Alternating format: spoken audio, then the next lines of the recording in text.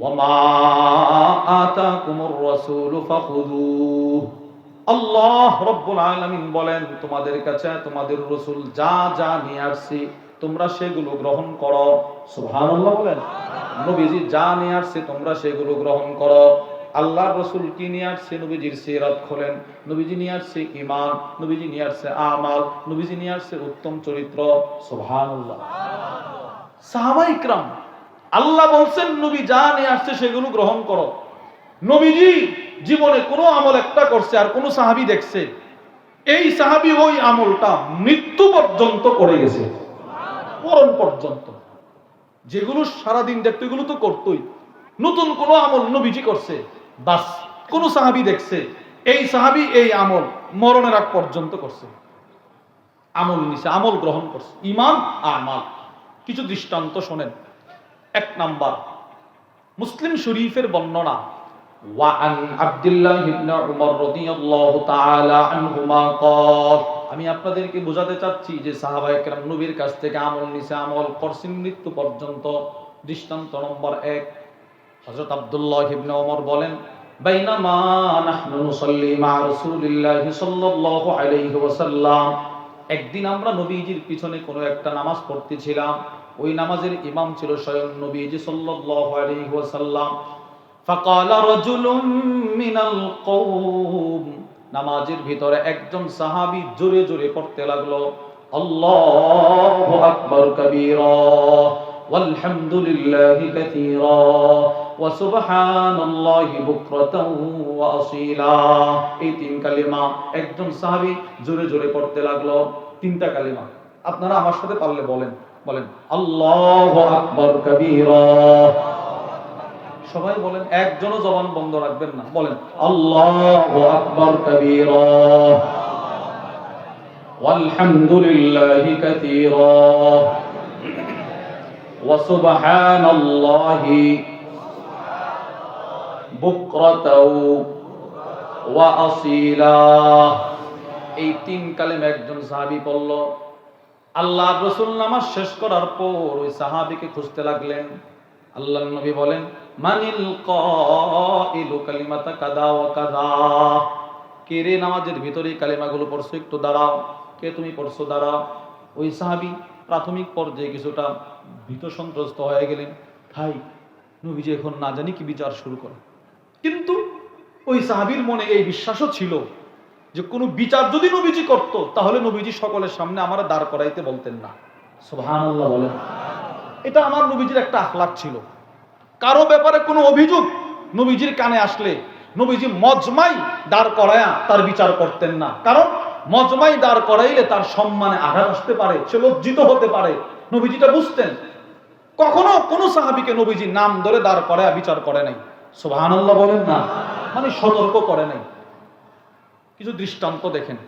নবীজি যে কোনো সাহাবীকে অথবা কোনো মানুষের ব্যাপারে অভিযোগ আসলে দাঁড় করায় সরাসরি কিছু বলে নাই, এর দলিল বুখারী শরীফের বর্ণনা। وعن عائشة رضي الله تعالى عنها قالت أما عائشة الصديقة رضي الله تعالى عنها থেকে বর্ণিত, كان رسول الله صلى الله عليه وسلم إذا بلغه عن الرجل الشيء। আম্মা জান বলেন, আল্লাহর নবীর কাছে যখন কারো ব্যাপারে কোনো অভিযোগ আসতো, তিনি তো স্ত্রী, পর্দার ওপাশ থেকে সব শুনতেন। কেউ এসে বিচার দিত, ইয়া রাসূলুল্লাহ অমুক এইটা করছে, অমুক এটা করে নাই, যদি আপনি সতর্ক করে দিতেন। আসছে অভিযোগ। আম্মা জান বলেন, নবীজির আখলাক কত সুন্দর। কারো ব্যাপারে অভিযোগ আসার পর নবীজি কখনো বলতেন না লাম ইয়াকুল মা বালু ফুলান। নবীজি কখনো বলতেন না, এই বেটা তুমি নাকি এইটা করছো, তুমি নাকি এইটা করো নাই, কেন করলা না, কেন করছো। সরাসরি কাউকে ইঙ্গিত করে নবীজি কিছুই বলতেন না। সুবহানাল্লাহ বলেন। নবীজি কি করতেন?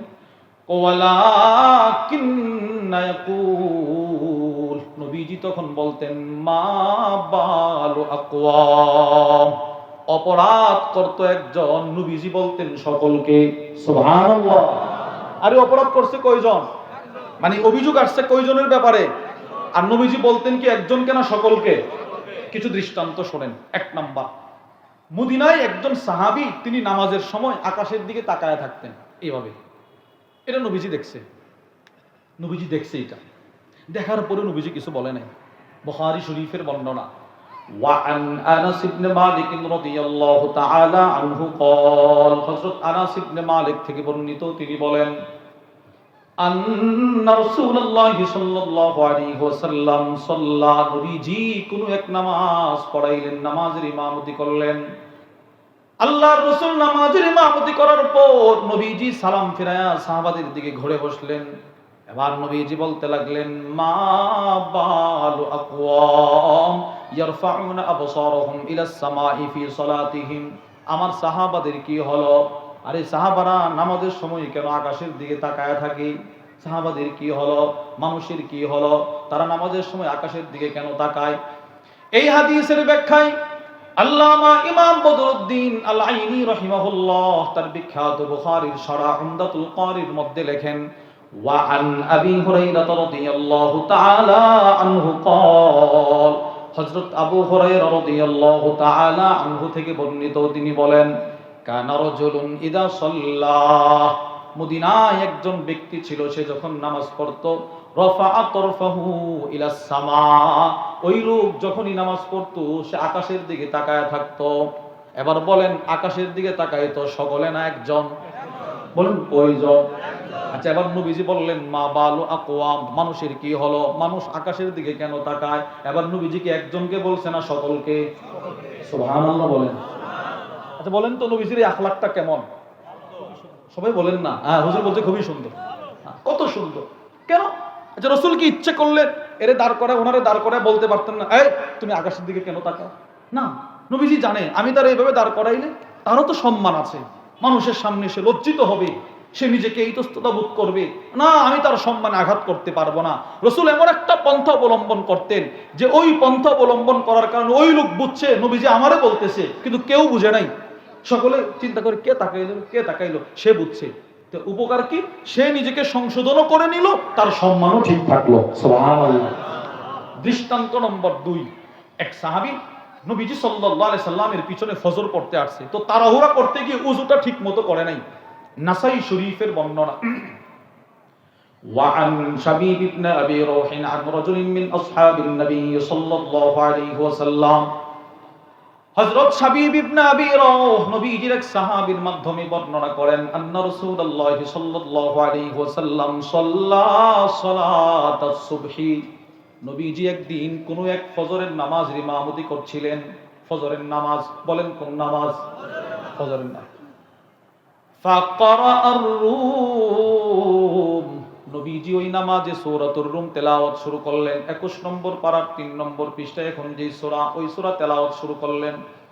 ফালতাবাসা আলাইহি, নবীজি তেলাওয়াত করতে গিয়ে রাসূলের বড় কষ্ট হচ্ছিল।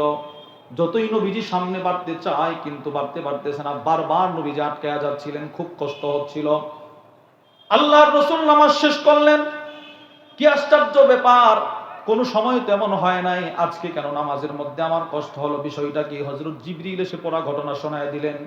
ওগো নবীজি, একজন সাহাবীর ওযুতে একটু সমস্যা, যার কারণে আপনার কষ্ট হয়েছে। আপনারা বলেন তো, ইচ্ছে করলে নবীজি কার ওযুতে সমস্যা বের করতে পারতেন কিনা? সাহাবারা তো দাঁড়ায় যেত, ইয়া রাসূলুল্লাহ তাড়াহুড়া করতে গিয়ে এরকম হইছে না। নবীজির আখলাক দেখেন। আল্লাহর রাসূল বলে, মা বালু আকওয়াম, মানুষের কি হলো? ইউসাল্লুনা মা'ানা ওয়া লা ইহসিনুনা তুহুর, আমার সাথে নামাজ পড়ে, আমার সাথে মানুষ নামাজ পড়ে কিন্তু সুন্দর করে উযু করতে পারে না। ব্যাপারটা কি বলেন তো? উযু সুন্দর হয় নাই সকলের না একজনের? এবার নবীজি বলছে একজনকে না সকলকে। সুবহানাল্লাহ বলেন। কত সুন্দর আখলাক। দৃষ্টান্ত নম্বর 3, মুসলিম শরীফের বর্ণনা।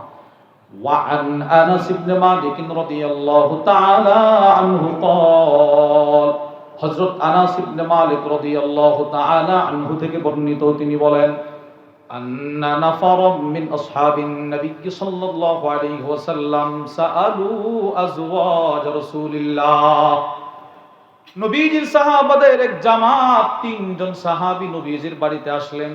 এসে নবীজির বিবিদেরকে প্রশ্ন করলেন, আন আমালিহি ফিস সিররি, ওগো আম্মা জান, আল্লাহর নবী কি গোপনে গোপনে কি আমল করে যদি একটু বলতেন।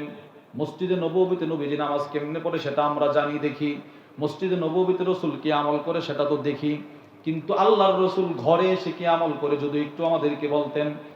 আম্মা জানেরা নবীজির নামাজের সংবাদটা দিলেন, ইয়া রাসূলুল্লাহ।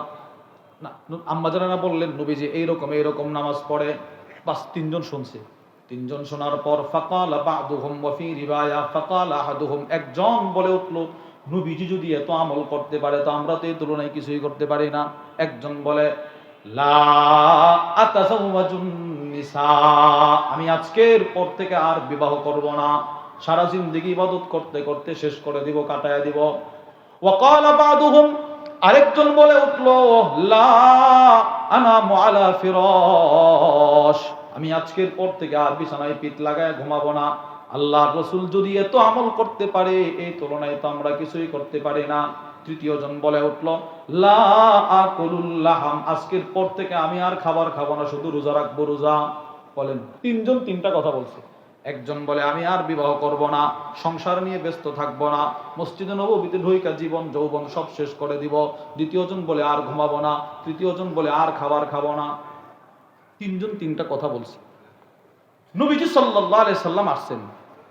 আম্মা জানেরা নবীজির কাছে পুরো ঘটনা বলছে। নবীজির রাগ হয়েছে, কি বলো, তারা কি আমার চাইতে বেশি ইবাদত করতে চায়? সাথে সাথে নবীজি সব সাহাবাদেরকে মসজিদে নববীতে ডাক দিয়েছে। আচ্ছা বলেন, ইচ্ছে করলে নবীজি কিন্তু বের করতে পারতেন। কোন তিনজন গেছিল আমার বাসায় দাঁড়াও, বের করতে পারতেন না? বলেন না। দেখেন নবীজির আখলাক কত সুন্দর। আল্লাহর রাসূল সকলকে জমা করলেন। জমা করে নবীজি বলতে লাগলেন, মা বালু আকওয়াম ইয়াকুলুনা কাযা ওয়া কাযা আও ফি রিওয়ায়াহ ক্বালু কাযা ওয়া কাযা।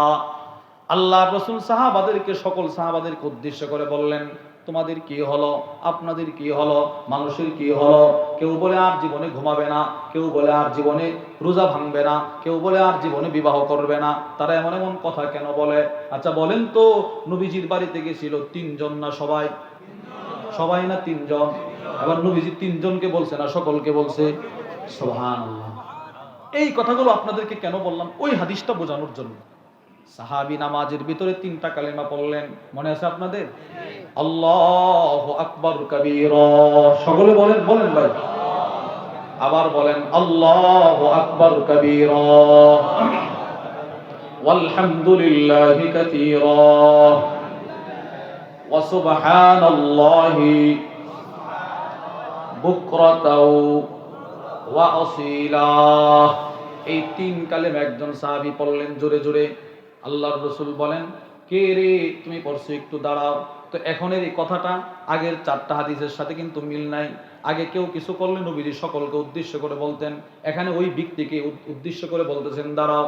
তো সাহাবী মনে মনে একটা সান্ত্বনা আসছে, না যদি বিচারের কোনো কাজ করে থাকতাম তো নবীজি সকলকে একসাথে বলতো, মানুষের কি হলো, নামাজের ভিতরে এই কালিমাগুলো কেন পড়লো? নবীজি তো আমাকে ডাইরেক্ট বলতেছেন, কোনো খুশির সংবাদ হয়তো থাকতে পারে। সাহাবী দাঁড়াইলেন। আল্লাহর রাসূল বলেন, তুমি কি পড়ছো? ও জি। আল্লাহর নবী বলেন, আজিবতু লাহা, তোমার তিন কালিমার সওয়াবের বর্ণনা জিবরিল আমাকে দিয়েছে। তোমার তিন কালিমার সওয়াব দেখে আমি নবী তো আশ্চর্য হয়ে গেলাম। ইয়া রাসূলুল্লাহ, কি আশ্চর্য হইলেন? আল্লাহর রাসূল বলেন, সাহাবী তুমি নামাজে তিনটা কালিমা পড়তেছিলা আর আল্লাহ পাক তোমার সওয়াব নেওয়ার জন্য ফেরেশতাদের কেমন ভাবে ছেড়ে দিয়েছিল, আকাশের সবগুলো দরজা একটা একটা করে আল্লাহ খুলে দিয়েছেন। ফুতিহাত লাহা আবওয়াবুস সামা।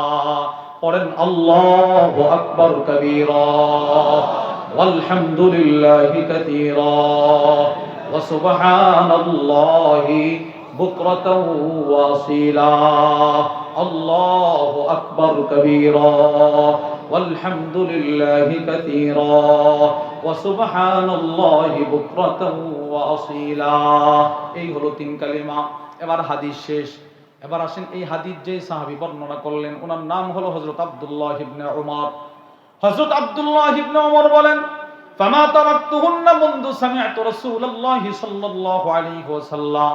আল্লাহর কসম, আমি নবীজির জবান থেকে যেদিন এই তিন কালিমার ফজিলত শুনেছি ওই দিনের পর থেকে আজকে পর্যন্ত কোনোদিন এই তিন কালিমা পড়তে ভুলি নাই। সুবহানাল্লাহ। মানে নবীজির কাছ থেকে শুনছি, মৃত্যু পর্যন্ত আমল করছি। ইমাম বুখারী রাহিমাহুল্লাহ বলেন, হযরত আব্দুল্লাহ ইবনে উমর যখন বাজারের দিকে বের হইতেন ফায়ুকাব্বিরান। হযরত আব্দুল্লাহ ইবনে ওমর, হযরত আবু হুরায়রা রাদিয়াল্লাহু আনহুমা দুজন বাজারের দিকে যাইতেন আর এই কালিমাগুলো জোরে জোরে পড়তেন। ওনাদের কালিমার আওয়াজ শুনে না বাজারের মানুষগুলো জোরে জোরে পড়ত সুবহানাল্লাহ। সব জায়গায় পড়তেন, সব জায়গায়। ফজিলতটা কত দামি! তাহলে এই হাদিস থেকে কি বুঝলেন? মা আতাকুমুর রাসূলু ফাখুযু। ছোট থেকে ছোট ইবাদত নবীজি যা নিয়ে আসছেন সাহাবারা সেটাও গ্রহণ করছেন, বড় থেকে বড় ইবাদত যা নিয়ে আসছেন সেটাও গ্রহণ করেছেন।